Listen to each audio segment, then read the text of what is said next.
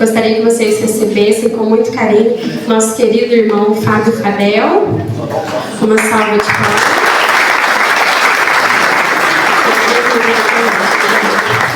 Já é de casa. Obrigada. Bom dia a todos. Bom dia.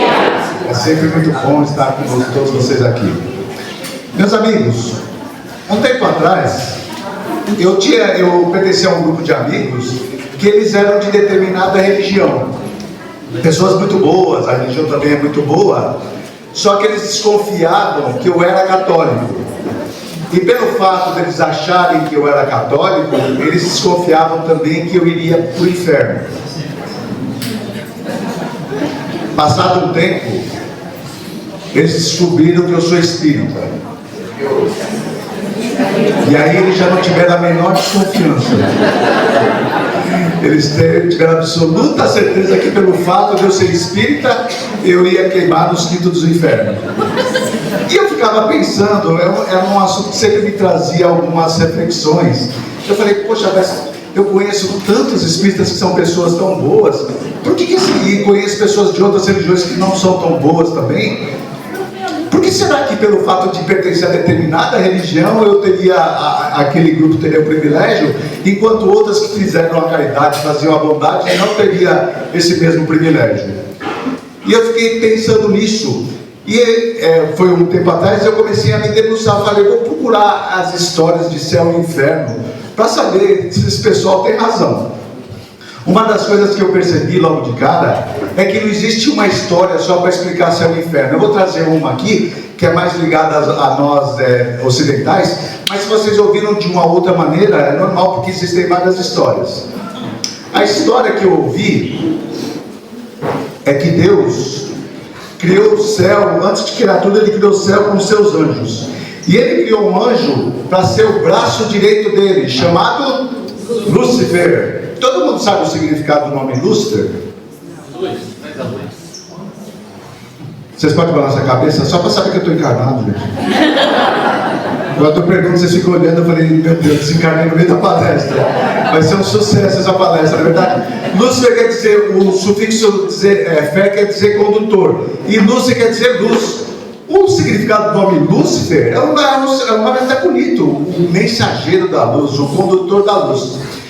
Em determinado momento, segundo a história que eu pesquisei, Deus virou para o Lúcifer e falou assim, ó, Lúcifer, eu vou criar um novo ser, vai ser o homem, e você vai ser subordinado a esse ser. Parece que o Lúcifer não gostou muito. Só um minutinho, gente. Ficou bom. Continua. É que todas as palestras, o pessoal tira foto, eu estou com a boca aberta assim. Eu queria parecer com o Divaldo nas palestras, na verdade. Então, Deus falou com o Lúcifer, e o Lúcifer não gostou dessa ideia. Uma coisa que para mim já tornou um pouquinho estranha. Porque se Deus cria seus anjos e eles são perfeitos, como que um anjo vai se revoltar contra uma decisão do Criador? E daí o Lúcifer, segundo a tradição, por incrível que pareça, ele quis se revoltar contra Deus. E mais do que isso, ele quis convencer todos os anjos do céu a se revoltarem contra o Criador. Eles criaram o MSC, o Movimento do Sem Céu, não é verdade? E daí teve uma rebelião de Lúcifer no céu. Eles se rebeliaram, por incrível que pareça, segundo a lenda que eu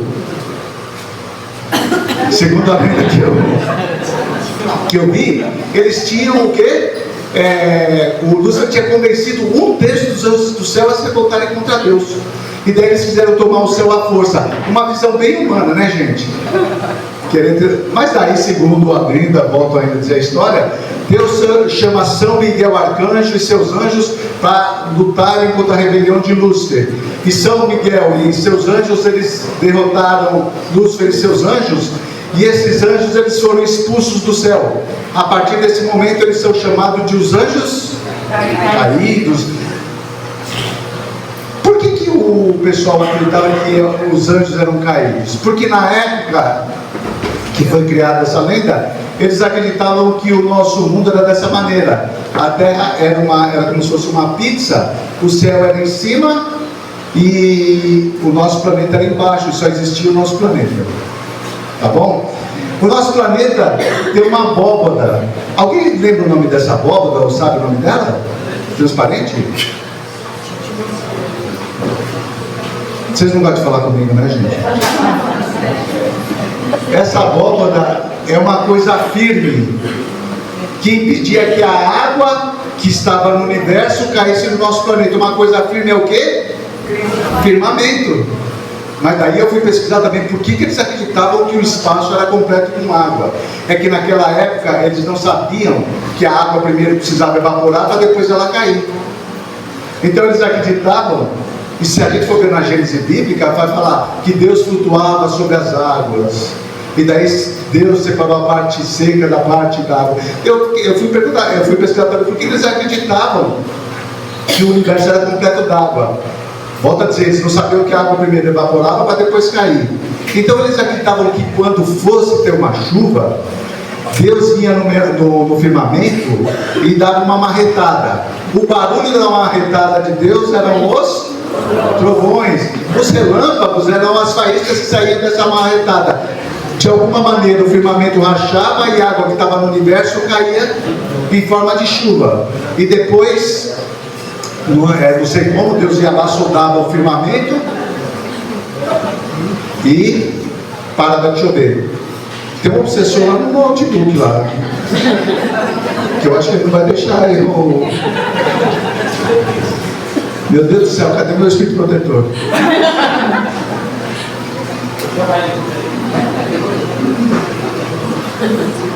Vamos lá, vamos com fé, gente.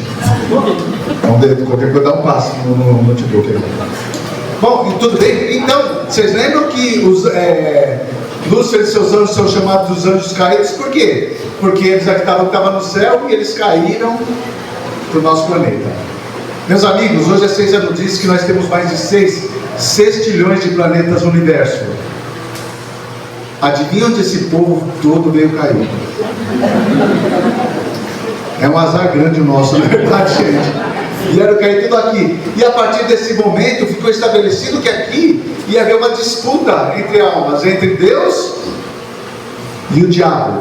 Vocês lembram como que era o Lúcifer lá no céu? Doirão, cabelo da chapinha, não é verdade? As asas branquinhas. Quando ele veio para cá, fizeram uma figura totalmente diferente. Então, como os cristãos tinham algum problema com os mouros, numa determinada época, e os mouros tinham o costume de usar o cavanhaque, o que fizeram? Cavanhaque no Lúcifer. Como tinha algumas doutrinas pagãs que acreditavam em seres com um corpo até a metade humano e pé de bode, o que fizeram? Pé de bode no Lúcifer. Lá no Apocalipse fala dos dragões. Quando o Lúcifer estava no céu, ele tinha asa branquinha, igual de uma pomba. Quando chegou aqui, colocaram asa de dragão. Tudo isso, meus amigos, um único objetivo: colocar medo nas pessoas. Mas, lembra que eu falei para vocês que o pessoal acreditava que a Terra era dessa maneira? Dessa maneira, como que é o nome da senhora mesmo? Dona Maria. Se eu pedir... Oi? Marisa. Desculpa que eu estou meio louco, já reencarnei faz um bom tempo.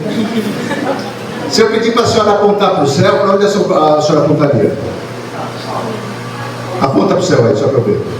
Dona Marisa apontou, pedi para apontar para o céu, ela apontou para cima. Quando nós achávamos que a Terra era dessa maneira, todo mundo que apontasse para cima estaria apontando para o céu. No entanto, a ciência nos diz que o nosso planeta é redondo. E se nesse mesmo instante, lá no Japão, se tiver uma Dona Marisa japonesa pedirem para ela apontar para o céu, se ela apontar para cima, ela vai estar apontando para um lugar totalmente diferente da onde a nossa Dona Marisa aqui apontou. E aí fica a questão: onde é que está o céu? Onde é que está o inferno? E isso foram dúvidas que foram acumulando dentro de mim. Até que no ano de 1865, Allan Kardec lança um livro que veio ao meu encontro para satisfazer todas as minhas dúvidas. O livro Céu e Inferno. Eu não sei se vocês sabem, mas esse livro Céu e Inferno ele é dividido em duas partes. Na primeira parte, o Kardec fala de todas as doutrinas que falam de céu, inferno, demônios, anjos e tudo mais. E na segunda parte, ele coloca exemplos onde ele entrevistou espíritos, e esses espíritos falavam para o Kardec o que ele estava vivenciando em estado de erraticidade, ou seja, no mundo dos espíritos. Então, na primeira parte, vai falar que fala sobre a doutrina. O primeiro capítulo que vai falar é do porvir e do nada.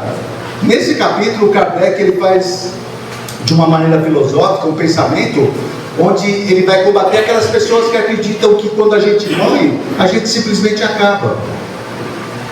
E essa doutrina é uma doutrina que traz algumas consequências muito graves, porque, por exemplo, se eu acredito que daqui a pouco eu vou morrer e eu vou simplesmente acabar, por que eu vou fazer o bem para o meu próximo? Mais do que isso, se eu tenho que viver somente aqui, só tenho essa vida, e eu tenho que desfrutar da melhor maneira, é lícito que eu engane meu irmão. Você já viu aquela pessoa que o carro está quase fundindo o motor? É que aqui em Guaxupé não tem, mas lá na Praia Grande, e ele vai lá dar uma garimbada no motor e vende o carro que está para quase fundir o motor. E ele fala o quê? Graças a Deus que eu vendi o carro que vai fundir o motor na mão de outro. Então, essas pessoas que acreditam que não vai existir, que depois da morte, se eu tropeçar aqui, eu bater a cabeça e eu desencarnar, eu acabo, a gente não vai ter nenhuma ligação com aqueles entes queridos que já retornaram do mundo espiritual. Porque, segundo eles acabaram, eles já não existem mais. Aquele amor que nós tínhamos com o nosso pai, a nossa mãe, que retornou para o mundo dos espíritos, não vai existir, porque eles simplesmente acabaram. Então, Kardec, num texto filosófico fantástico, ele demonstra que isso não existe, o porvir e o nada. Depois, no capítulo 2, ele fala da apreensão da morte. E lá dentro desse capítulo ele fala, por que nós espíritas não tememos a morte? Essa lição eu não entendi muito direito não. Porque se levantar alguém com um revólver e apontar para mim, eu sou o primeiro a me jogar aqui debaixo das cadeiras, não é verdade? Mas se a gente for ver, gente, todos os dias a gente morre. Os Espíritos nos explicam que todos os dias, quando nós dormimos, existe uma emancipação da nossa alma, onde a gente entra em contato com os Espíritos que estão em estado de erraticidade. Então, vamos supor, eu estou acordado, eu durmo, meu Espírito vai. Ele volta, eu acordo. Eu durmo, ele vai.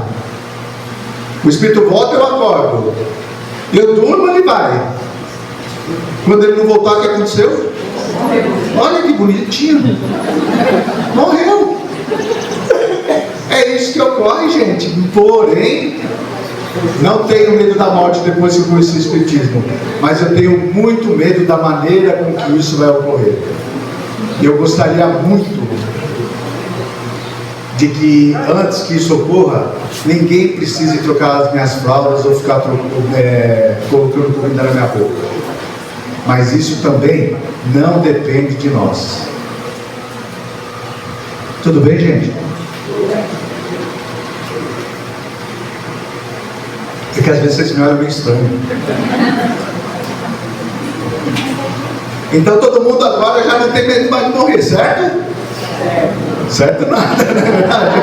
Tem uma lei de conservação que a gente tem medo sim. Tá bom? Mas quando a gente sabe o que vai acontecer, para onde nós vamos, é um negócio que fica mais tranquilo. Tudo bem? Tá muito cansativo, gente? Não pode mentir, hein? Senão vai pro inferno, tá bom, gente? Daí depois o Kardec vai falar do céu. Vai falar do céu dos cristãos, vai falar do céu. Os muçulmanos eles acreditam que tem 7 camadas de céu. Segundo aquele pessoal que falou que vai para o inferno, eles falavam que depois que a gente morre, a gente vai entrando num lugar cheio de nuvens, vai dando uma coceirinha nas costas, cria um par de asa, uma coceirinha na cabeça, Não, chifre não. Auréola. Uma auréola. E daí vem um anjo e entrega uma harpa na tua mão e você vai ficar pro resto da eternidade assim, olha. Plim. Plim. Contemplando a face de Deus, só que o livro dos Espíritos fala que Deus é imutável. Então ele vai ficar sempre da mesma maneira. E vai estar no plim. Plim. Eu pergunto para vocês, meus irmãos.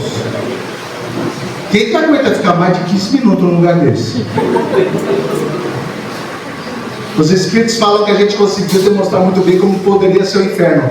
Mas o céu, nunca ninguém conseguiu demonstrar. Porque um céu de ociosidade, gente, não foi feito para nós espíritos. Às vezes eu vou ir num velório, uma coisa parecida, eu vejo o pessoal olhando para o defunto lá e falando, ó, descansou. E eu pensava, coitado. Porque nós não fomos feitos para descanso.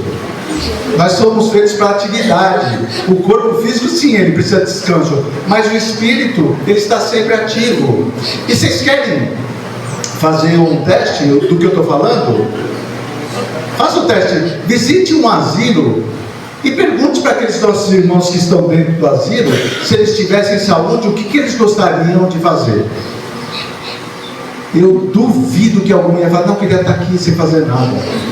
Todos eles gostariam de estar fazendo alguma coisa, trabalhando, dançando, fazendo qualquer coisa, menos estar sem fazer nada. Então esse céu de ociosidade, o próprio Kardec e os Espíritos falam que ele não existe. Tudo bem? Alguém estava com esperança de ir para lá? Não. E o inferno? O pessoal que para onde eu vou, segundo o pessoal lá? O pessoal fala que o inferno é o seguinte: quando você chega lá, você vai encontrar um lugar de fornadas, o povo sofrendo e tudo mais. O diabo ia chegar até mim e falou: oi, Fábio, tudo bem? Eu falei: oi, demônio, como você está? Falou: tudo bem. Teus amigos falaram que você ia vir mesmo para cá, não é verdade? Ele falou: vem aqui que eu vou te mostrar onde você vai ficar. Ó, o teu caldeirão é esse aqui. Só que do lado do meu caldeirão ia estar o Hitler. Atrás de mim o Saddam Hussein. Do outro lado o Osama Bin Laden. Quem? Desculpa, eu não estou ouvindo. Lampião. Ah, o Lampião. Eu vou falar do Lampião porque a minha mulher é nordestina e eu estava esses dias lá e eles adoram o Lampião, gente. Eu tenho até uma foto que eu não posso pôr essas coisas no Facebook. Eu tenho até uma foto com aquele chapéu e com uma espingarda, porque me colocaram para pôr lá, na verdade, do lado do Renato Lampião. Bom, mas boa, Lampião, já que eu pus a roupa dele, na verdade, Lampião. O que vocês acham que eu falaria pro diabo? Eu falei: meu irmão, vem aqui, olha, esse aqui mandou matar mais de 6 milhões de judeus. Esse aqui jogou armas químicas nos meus parentes árabes. Esse aqui de trás, aqui, olha, ele mandou jogar os aviões nas Torres Gêmeas. O Lampião lá, ele fez tanta coisa, matou um sujeito, se não me engano. O sujeito reclamou que não tinha sal na comida, ele matou o sujeito tanto comer sal, e eu não sei se é verdade, tá, gente? E só pelo fato de eu ser espírita, eu vou ficar no mesmo caldeirão que eles? Pode abaixar o fogo aí. Quero uma furor aqui no inferno, não é verdade, gente? Obviamente que se a gente vai lidar com a justiça divina, isso não pode acontecer. Por causa de 60, 70, vamos supor que eu vivo há 90 anos aqui, 1/3 da minha vida eu passo dormindo. Pai, então que eu fique 60 anos, por causa de 60 anos, meus amigos, eu vou determinar meu destino para sempre, indo para um lugar onde vai ter um sofrimento eterno, onde o fogo que queima e não consome. Alguém já queimou alguma coisa aqui?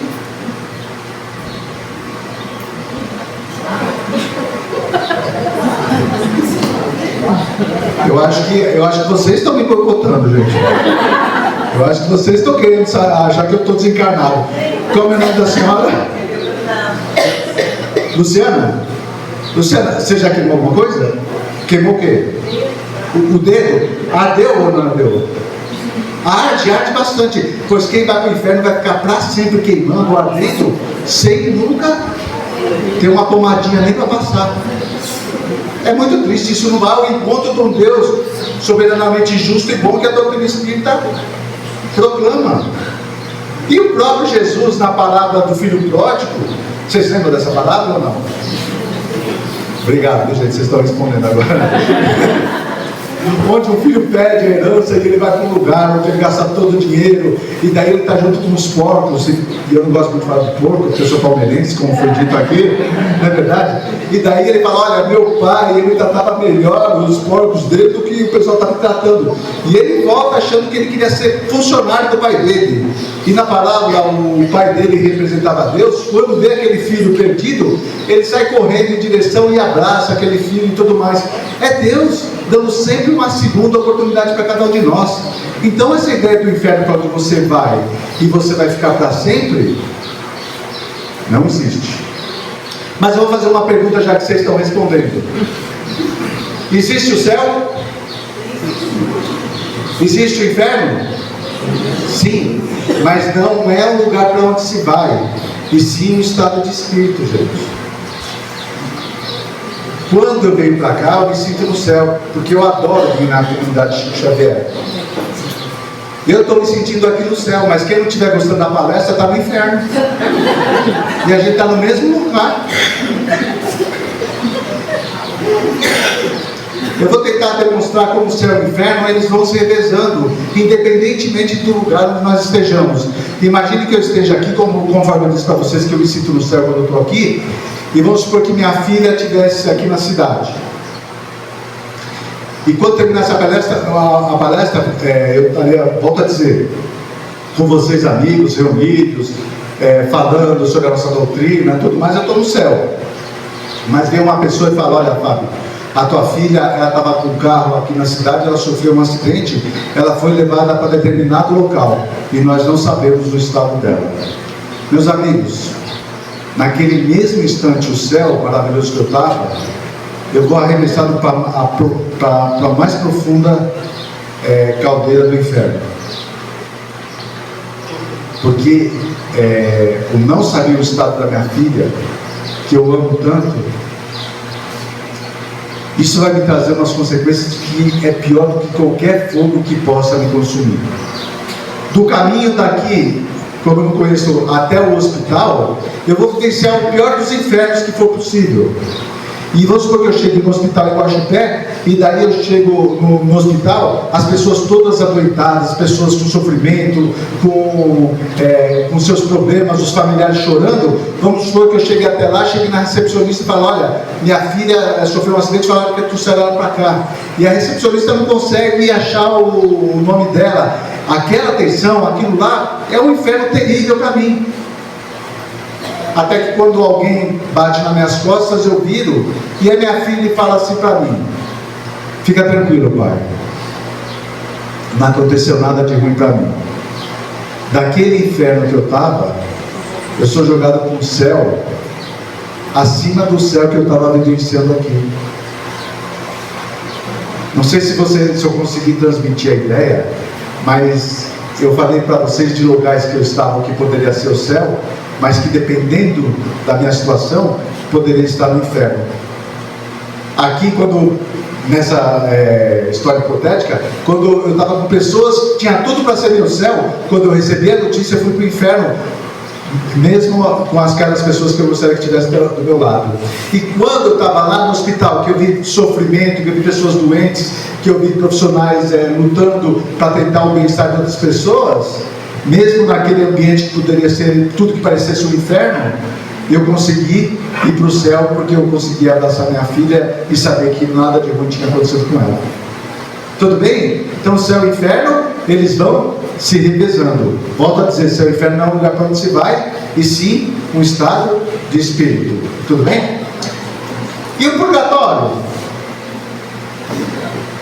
Então, assim, a doutrina espírita fala que o purgatório existe sim, e que é aqui no mundo de provas e expiações que nós estamos vivendo, porque a gente só reencarna nesse mundo de provas e expiações tirando o pessoal de Guaxupé e da região, que são tudo espírito missionário, na verdade, A maioria dos espíritos reencarnam aqui porque tem que passar por provas e expiações, mas não é porque Deus é ruim, é porque nós, espíritos dessa categoria, só estamos podendo viver no mundo de provas e expiações, onde existem coisas que não são muito agradáveis conosco. Quem não passou uma desilusão, gente, alguma vez na vida, no mundo de provas e expiações?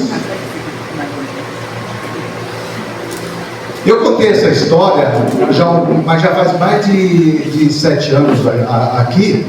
Eu vou contar de novo, então, porque eu também não pensei muitas histórias, então geralmente eu acabo repetindo as histórias, tudo bem? Quando eu era pequeno, a minha mãe virava para mim e falava assim: Fábio, você é a coisa mais linda, filho. Você é um príncipe. E eu acreditei na minha mãe. Quando eu estava estudando na 5ª série, tinha uma menina que era uma princesa. Minha mãe tinha falado que eu era um príncipe. O que eu pensei na minha deficiência mental? Olha, eu sou um príncipe, ela é uma princesa, fechou. Deu match, né? Hoje em dia o pessoal fala. Vou pedir minha princesinha em namoro.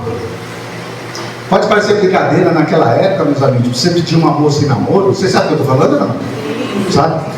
Para vocês pedirem uma moça em namoro, a gente tinha que, eu pelo menos ensaiava, fiquei ensaiando uns 3 meses na frente do espelho para pedir minha princesinha em namoro. Um dia eu criei coragem, fui lá, virei para ela: vem aqui, moça, nem vou falar o nome, vai que alguém conhece aqui.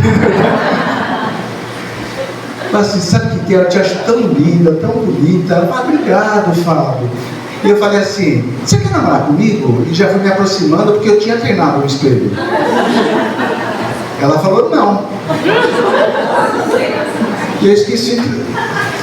A Lívia falou tudo: eu tinha esquecido de treinar, não, só treinei o sim. E eu virei para ela e falei: mas por quê? Ela falou: porque você é muito feio e cabeçudo, Fábio.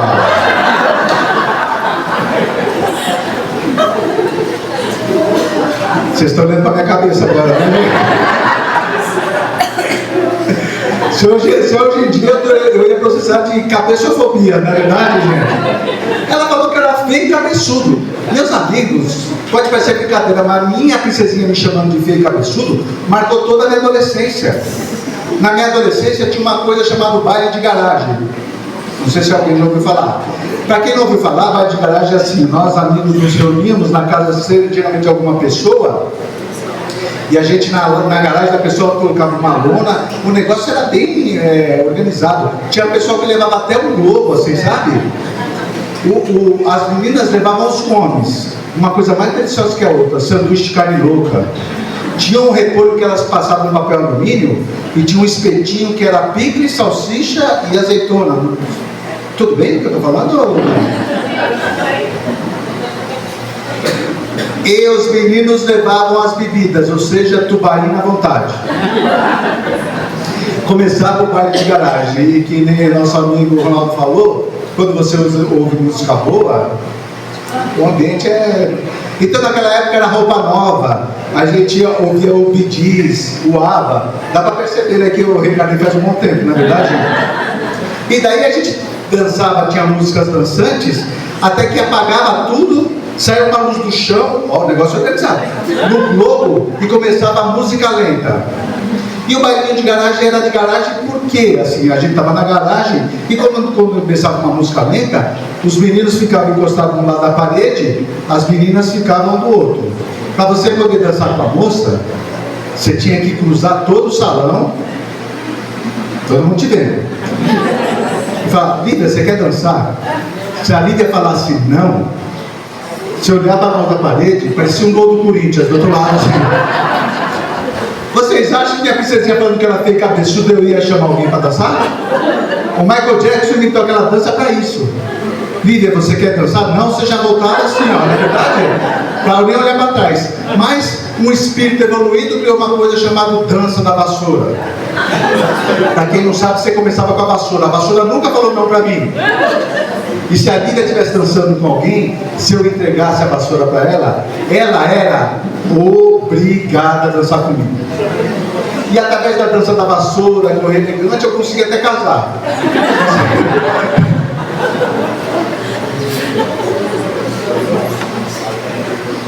Eu não morei sempre na Praia Grande. Nessa época eu morava em Guarulhos, quando eu comecei a fazer as primeiras palestras lá em Guarulhos. E é muito comum, gente, eu chegar em lugares assim e as pessoas me reconhecerem e eu não reconhecer as pessoas. Eu já estava casado e eu estava no supermercado perto da minha casa e estava vendo o preço assim embaixo, quando de repente formou uma sombra em cima de mim e falou assim: oi, Fábio. Eu estava agachado assim, eu comecei a olhar, era uma mulher, ela não acabava nunca.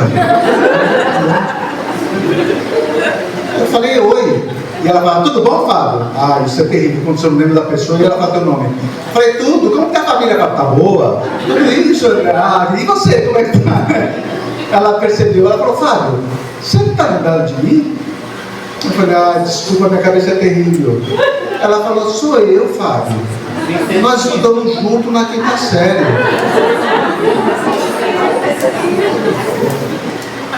Meus amigos, na questão 469 do Livro dos Espíritos, os Espíritos falam que no momento da prece a gente pode pedir, louvar e agradecer.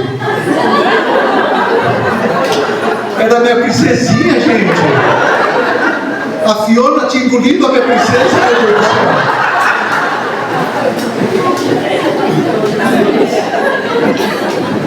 Olivia, adivinha que minha princesinha falou pra mim? Ela falou: nossa, Fábio, você não mudou nada. Não. Daí eu não aguentei. Falei assim: continua feio e cabeçudo? Ela falou: feio e cabeçudo, ela nem deu importância. Falei: olha, fulana, você foi a primeira moça que eu pedi namoro e você não aceitou, porque você falou que eu era feio e cabeçudo. Ela falou: falei? Eu falei: falou? E ela virou pra mim e falou: sabe que... lembrei, sabe o que é? É que você não insistiu. Se você tivesse insistido, eu ia aceitar. Outra prece de agradecimento. Obrigado por não ter insistido. Então, meus amigos, às vezes as pessoas falam alguma coisa para nós, é lógico que é uma brincadeira, isso que eu estou falando, aconteceu mesmo, aconteceu isso, mas eu ainda tenho contato com ela, tudo, ela já não está mais daquele jeito que eu encontrei, ela estava com problema na tireoide, mas agora ela voltou mais ou menos ao normal, e assim, mas existem coisas que as pessoas falam para a gente que a gente entra no inferno, por nada. Muitas vezes por causa da opinião de outra pessoa, a pessoa fica no inferno. Não deixemos que a opinião de outras pessoas possa abalar a nossa autoestima. Quando nós percebemos que existe alguma coisa que a pessoa está falando para o nosso bem, para que a gente possa melhorar, tranquilo, isso é até bom. Agora tem muita gente aqui, não em Guaxupé e região, mas tem muita gente invejosa, gente. Aonde? Menos aqui, né? Uma amiga minha comprou um vestido, a outra falou: nossa, você ficou muito gorda com esse vestido. Ela não queria usar o vestido, gente. Então tem pessoas que, pela opinião dos outros, ela vai para o inferno. Volto a dizer, se você perceber que existe uma crítica para você, e essa crítica é uma crítica para você melhorar, isso é muito bom. Agora, se não, deixa para lá a opinião dos outros. Não vamos viver no inferno por causa disso. Então nós vivemos um purgatório. Esse purgatório cabe a cada um de nós fazermos para a gente sair desse purgatório. Quando a gente melhorar, a gente vai reencarnar em mundos superiores, onde não é um mundo de provas e expiações. Tudo bem? Depois, espera aí, eu apertei errado aqui. Vai falar das penas futuras segundo o Espiritismo. Espera aí. Então, vai falar das doutrinas de penas eternas no capítulo 6. Obviamente que nem precisa muito explicar.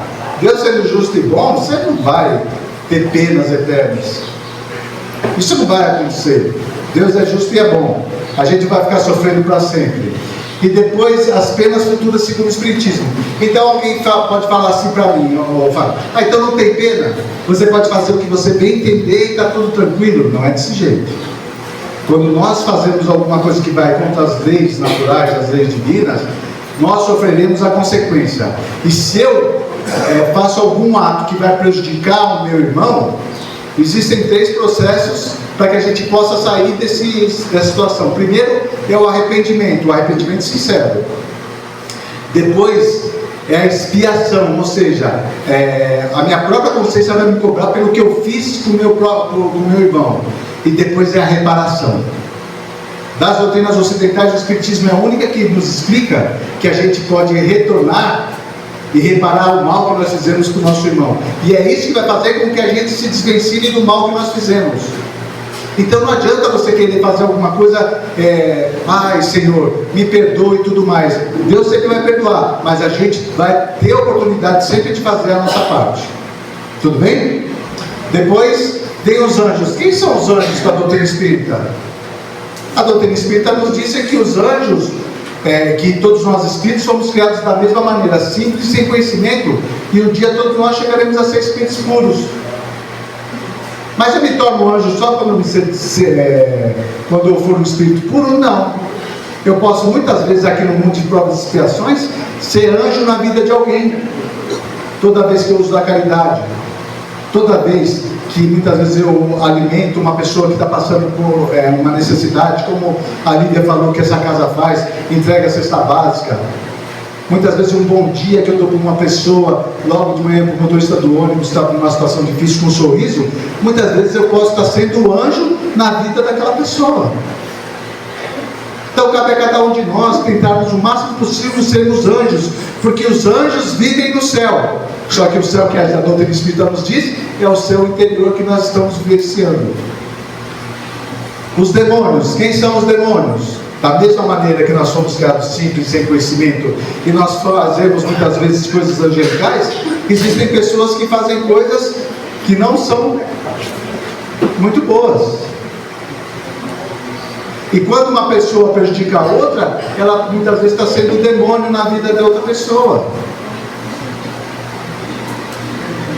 Eu vi na televisão um pai que teve lá atrás, o pai estuprou e matou o filho junto com a madrasta dele. Que diabo mais a gente está querendo, gente? Onde um pai ele tem a coragem de fazer isso com o próprio filho. Mas alguns espíritas entenderam errado. Eles falaram lá, demônio não existe, mas tem um obsessor. E eu vou falar uma coisa para vocês que têm medo de obsessor. O obsessor ele não faz nada daquilo que nós não queiramos que ele faça. O obsessor, gente, ele só coloca uma lente de aumento nos nossos defeitos. Não vai ter obsessor no mundo que vai me fazer fumar, porque eu não consigo chegar nem perto do cheiro da fumaça do cigarro. Mas se eu estou passando em frente a um rodízio de carne, e ele fala, e aí Fábio? Eu falo, já que nós estamos aqui, né?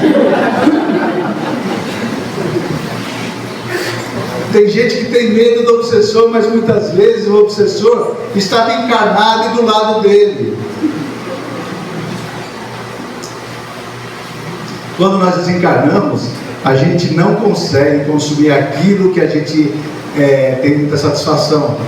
Então eu vou dar um exemplo, mas por favor, não estou criticando ninguém. Vamos supor que o sujeito goste muito de bebida alcoólica. E geralmente ele vai no boteco onde ele encontra os amigos lá. Vamos supor que ele está sempre com os amigos, ele está lá tranquilo. E um daqueles amigos acaba desencarnando. Aquele amigo, porque tem o vício, ele não vai conseguir consumir bebida alcoólica. O que aquele sujeito vai fazer? Muitas vezes ele vai se ligar com aquelas pessoas que têm afinidade com aquele vício. Então, conforme a questão 459 do Livro dos Espíritos, que os Espíritos falam, quando o Kardec pergunta, podem os Espíritos interferir em nossos atos e pensamentos? Os Espíritos falam, mas vocês podem supor, geralmente são eles que nos dirigem, os Espíritos. Então, se o sujeito ele tem aquele tipo de vício, ele tem aquela predisposição, o espírito que está querendo consumir, que está querendo ter a sensação da bebida alcoólica, ele chega naquele sujeito e fala, meu irmão, está na hora de tomar aquela, para abrir o apetite. E daí a boca do sujeito já começa a salivar. E daí ele sai da casa dele e vai até o boteco, onde ele consome o álcool, por exemplo, e aquele espírito que o pessoal acredita que é um demônio obsessor, era um que estava encarnado junto com ele, está conseguindo saciar um pouquinho da vontade dele. Só que tem um problema. Quando ele chega até o bar, ele está levando só um. Quando tem lá no bar, tem vários. E quando ele traz para a casa dele, ele não vai trazer às vezes só um, mas muitos. É por isso que Jesus falou sempre: vigiai e orai. Jesus nunca falou orai e vigiai, gente. Não é a mesma coisa? Não. Porque conforme a questão 919 do Livro dos Espíritos, o Kardec pergunta como que a gente pode fazer para nos livrar das tendências que nos levam ao mal. E os Espíritos falam: o sábio da antiguidade já disse: conhece-te a ti mesmo. Se Jesus falou para eu vigiar e orar, e se os Espíritos falam para me conhecer, eu me conhecendo, se eu não posso com bebida alcoólica, eu não vou para dentro do boteco, eu tenho que vigiar para não estar lá. Se eu não posso com, se eu sou diabético, eu não posso com doce, eu tenho que me vigiar para não estar dentro de uma doceria. Se eu não posso comer muito, eu tenho que me vigiar para não estar dentro de um rodízio de carne. Se eu não posso com droga, eu tenho que me vigiar para não estar dentro da Cracolândia. Se eu não posso com fofoca, eu tenho que me vigiar para não estar dentro de um salão de beleza. Não aqui de Guaxupé, tá bom, gente? Eu sei que vocês fazem o evangelho enquanto estou fazendo a unha, não é verdade? Então, se eu me conheço, eu não posso ir no lugar onde eu posso cair. Agora, se não tiver jeito, eu estiver lá, eu vigio para não estar lá. Agora, se não tiver jeito para eu estiver lá, aí eu oro, para que os bons espíritos cheguem até mim e que aqueles espíritos não tenham influência. Questão 467 do Livro dos Espíritos, o Kardec pergunta se a gente pode se eximir da influência dos espíritos que nos solicitam ao mal. Os espíritos falam sim, porque geralmente é vocês que os chamam através dos seus desejos e dos seus pensamentos. Se uma pessoa virar para você e falar: ó, estou obsediado, fala: cuidado com o que você está desejando, com o que você está pensando, porque é isso que está trazendo esses espíritos a influenciar a tua vida. Tudo bem, gente? Vocês agora estão olhando mais feio assim do que antes, né? Bom, e daí depois na continuação vai falar da intervenção dos demônios nas manifestações modernas, onde o pessoal começou, quando as mesas começaram a girar, os espíritos começaram a se comunicar, o que falaram? É o diabo. Então, dentro das igrejas é o Espírito Santo que se manifestava, mas no centro espírita é o diabo. Só que se esse diabo está se manifestando, ele melhorou bastante, porque ele fala de Deus, fala da caridade, fala de fazer o bem. Na doutrina espírita, aqui, ninguém é obrigado a dar nada que você não queira. O que a Lívia pediu aqui foi uma rifa, porque agora nós temos aqui ventiladores, a energia elétrica, tem toda essa estrutura. Alguém falou que se você não der uma parte do teu salário, você vai para o inferno? O que a gente faz às vezes é isso, rifar, a gente pede a colaboração, mas obviamente que quando você está ajudando a casa espírita, você também tem a tua fase da caridade, que isso vai contar para você. Mas não basta que você dá dinheiro para determinada instituição, você vai estar livre. Porque, volto a dizer, céu e inferno é um lugar onde você, não onde você vai, é aquilo que você sente. E a pessoa pode dar o dinheiro que for, mas se ela desejar o mal da outra pessoa, se ela for invejosa, se ela tiver várias coisas, isso não vai garantir em nada que ela vá para um lugar de destaque depois da morte do corpo físico. Depois vai falar, espera um pouquinho só. Depois vai falar da proibição de Moisés, que Moisés proibiu. Tem aqueles meus amigos que eu falei para vocês, eles chegaram e falaram assim: ah, Fábio, mas Moisés proibiu de falar dos mortos, proibiu. Acho que ele proibiu. Por quê? Porque quando ele estava tirando o povo hebreu do Egito e levando para a terra prometida, o povo hebreu, ele lidou com uma cultura politeísta.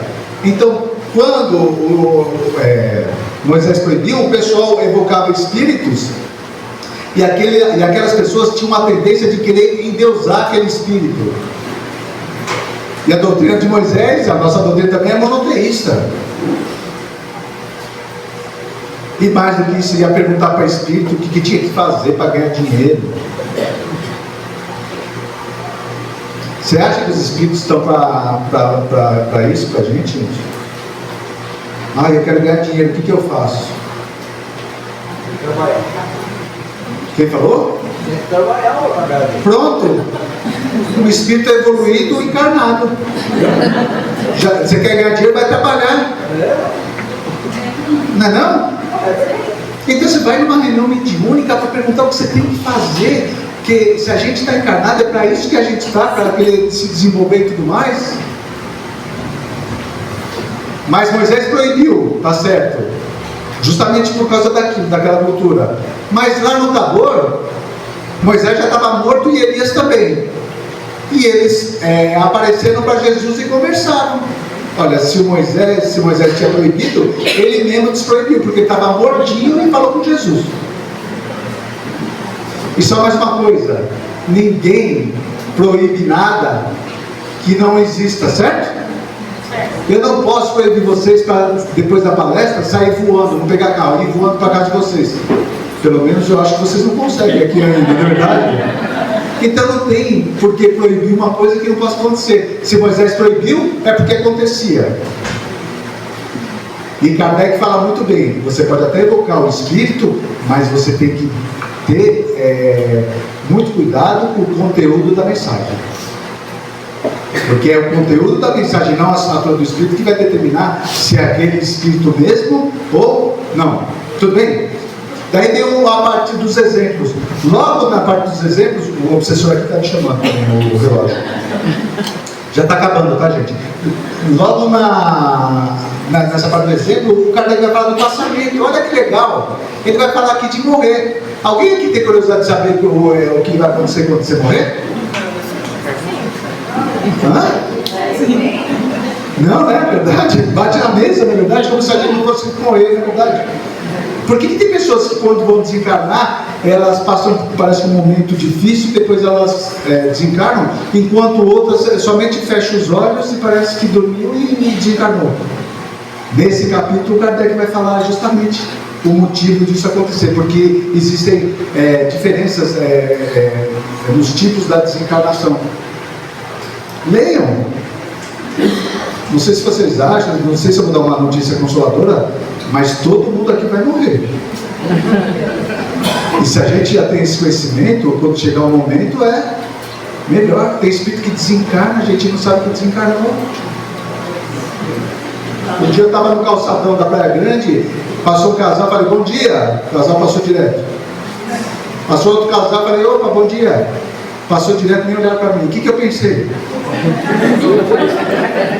Morri. Eu estou falando de todo mundo, né? Ninguém responde, na verdade. Então, para quem tiver curiosidade, mais do que curiosidade, esse capítulo, para mim, é um dos mais importantes que tem na doutrina espírita, porque vai nos preparar para um momento que vai ser inevitável para qualquer um. Tudo bem? Depois vem os espíritos felizes. Aqui são 17, o Kardec entrevista 17 espíritos felizes. Esse aqui, o senhor Sanson, o primeiro, ele viveu um momento de perturbação, que não dá tempo de eu falar agora desse momento de perturbação, mas é o momento em que o espírito, ele desencarna, e o momento de perturbação dele, ele não sabe o que está ocorrendo. Muitas vezes ele não sabe que desencarnou. Teve um filme, Hollywood retratou muito bem, que foi lançado há pouco tempo, chamado Ghost. Já ouviram falar ou não? O filme é tão novo que o ator principal desencarnou de verdade, não é verdade? Mas mostra muito disso, do espírito acreditar que está encarnado ainda.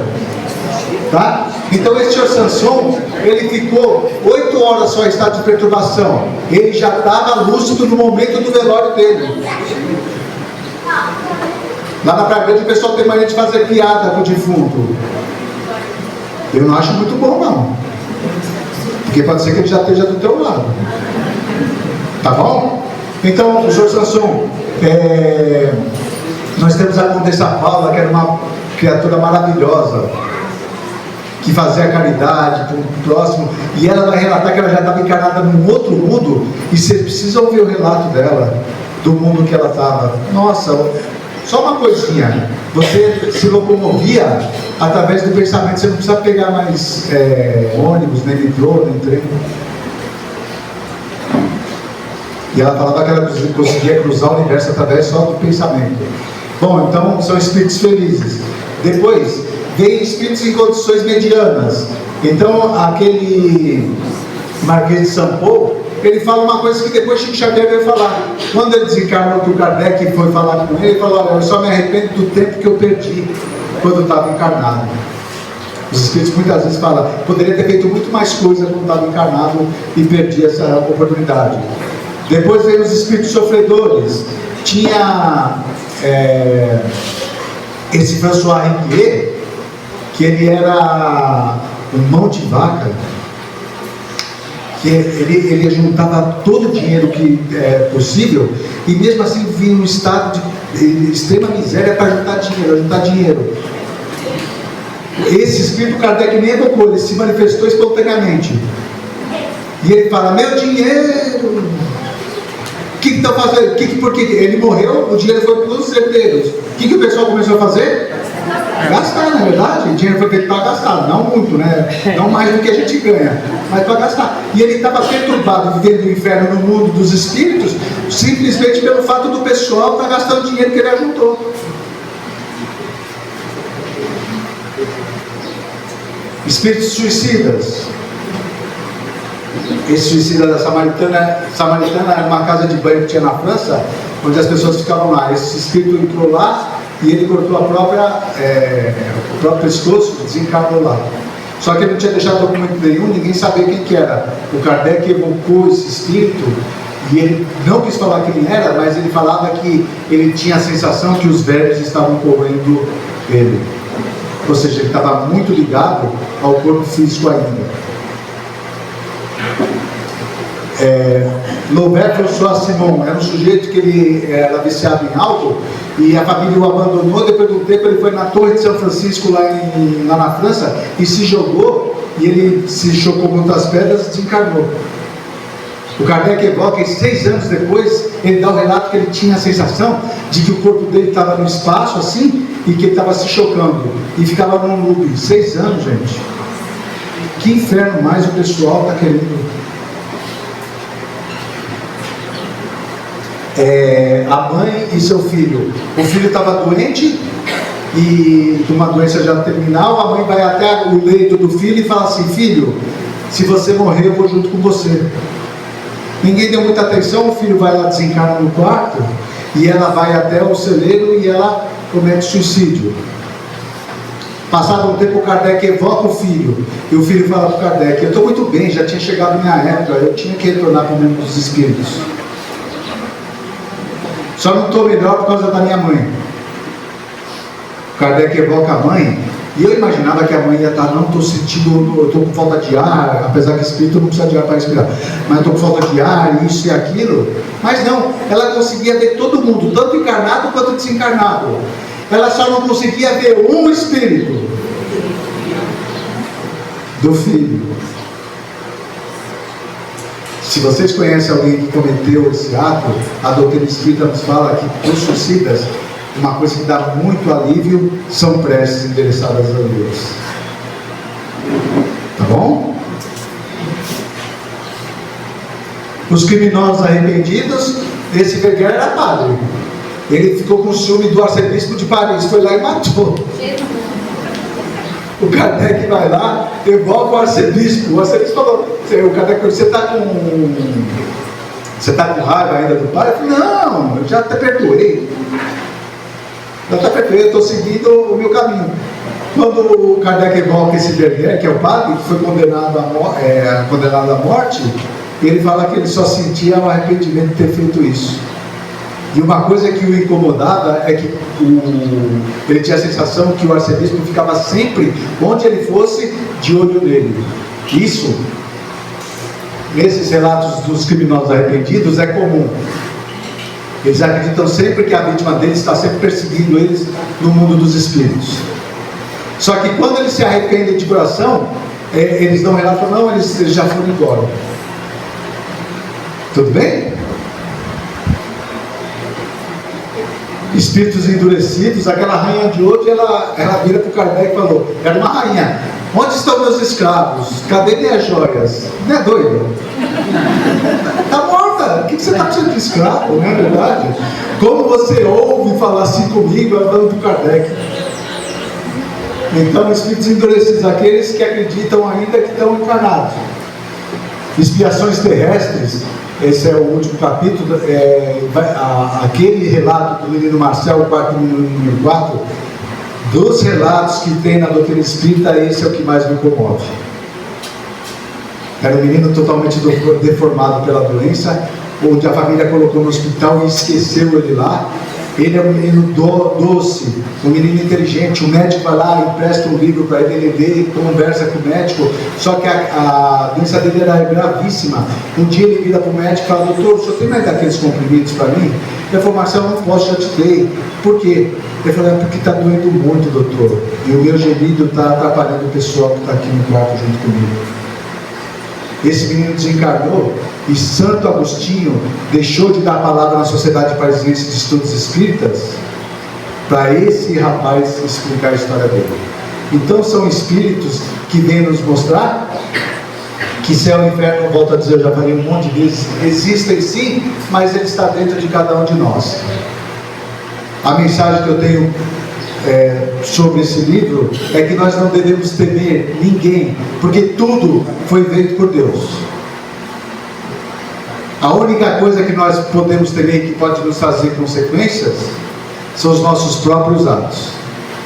Se nós seguirmos certo, se nós cumprirmos os ensinamentos da doutrina dos Espíritos ou de outra religião que nos faça seguir no caminho do bem, não tenham medo de inferno, não tenham medo de demônio, não tenham medo de obsessores, porque Jesus é o nosso pastor e nada de ruim vai fazer com que nos ocorra, porque um dia todos nós chegaremos a ser espíritos puros, vivenciaremos o céu constantemente e faremos parte do exército de Jesus, o exército do amor, da caridade e da fraternidade. Que a paz desse mestre esteja com todos nós e que ela se estenda aos nossos lares, pelo convite, pela atenção, pela participação, pela simpatia. Vocês são muito simpáticos, gente. Às vezes você espírita, parece que o pessoal já desencarnou tudo assim. Muito obrigado e temos todos uma ótima semana. Muito obrigado.